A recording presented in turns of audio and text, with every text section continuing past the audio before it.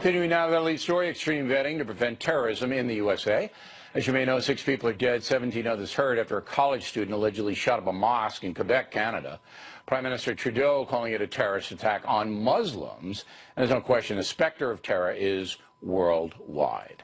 Joining us from Boston, Marianne Marshall, from Washington, Katie Pavlich.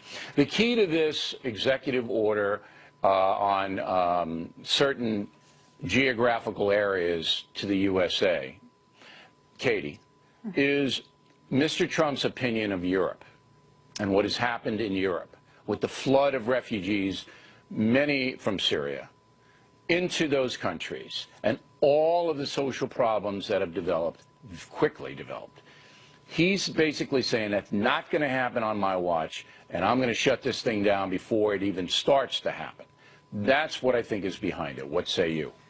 Well, and that's what Sean Spicer argued at the White House briefing today as well, that Donald Trump wants to be on offense when it comes to dealing with these threats, not always on defense after these things happen. You had Stephen Miller this morning on Fox and Friends citing the attacks in Europe that we've seen with the trucks running people over in the streets. So, yes, I think it comes from that. But I also think it needs to be reiterated that the Trump administration took these 7 countries from the Obama administration, which identified these countries as hotspots of terror. Could there be more countries on the list? Sure. Turkey has ISIS running all over the place. Pakistan, of course, is where the San Bernardino problem came from. So there are some things that can be changed. But I do think that he's seeing what has happened in Europe, the challenges that Angela Merkel has been having in Germany, the rape epidemic in Sweden, and saying, let's prevent that from happening here. And I think he's taking ISIS at its word when they say that they're hiding fighters in the refugee stream, whether it be through Greece into Europe or whether it be through the system we have here in the United States.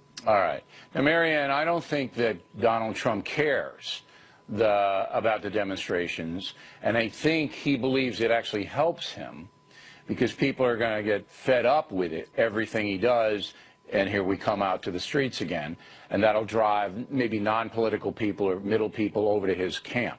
Think that's what he's thinking.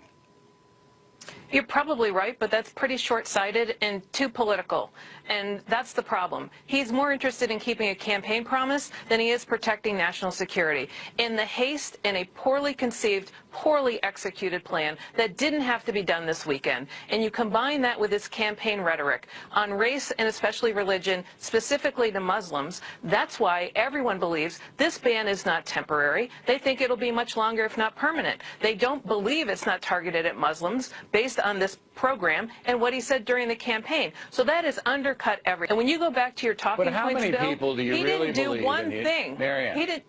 Yeah. All right. Putting aside the intelligentsia and the people that you hang with in Cambridge, Massachusetts, how many people in America, all right, working class people, really, are going home, going, gee, those poor Muslims in Iraq and Iran, they should be able to come here. Come on, Marianne. That's not a major topic. Security is, but it's not a major topic among the working class people in America. It's not. Most working class people in America aren't that far removed from being immigrants themselves. The mayor of Boston here, for example, is the son of an immigrant. And there isn't a mass uprising about putting restrictions temporarily on Muslims. Here's what most people in this country care about is that we're a good country. We've let everybody in here. We're founded by people fleeing religious persecution, and when they see the chaos that happened because of this plan, and frankly, the half-truth about all of this, about Obama, the plan, the corrections, and the fact that James Kelly. Bill, the fact that Kelly wasn't told about this tells you everything. Let's give Katie. Can I just respond to a couple of points that have been made? To argue that this is Donald Trump putting, or making sure that national security is at risk as a result of keeping a campaign promise is a little bit laughable, considering the entire reason we have ISIS in the first place is because Barack Obama wanted to keep a campaign promise, a political promise to leave Iraq too early. That's the first point. The second point is that we have to clear up, this is not a Muslim ban.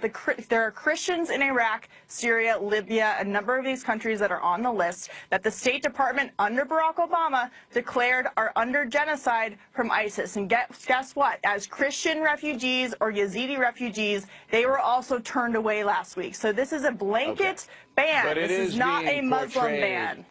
Katie, perception's reality, unfortunately, in our society. And the way Well, it's that's why being we're here, portrayed is to talk about what the facts are, and those are the facts. and that's why we're on the air and we get enormous ratings.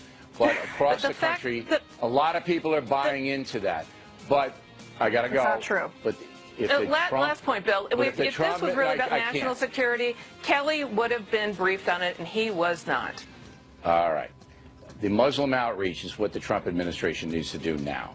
Directly ahead, tomorrow night, during the Factor Hour, President Trump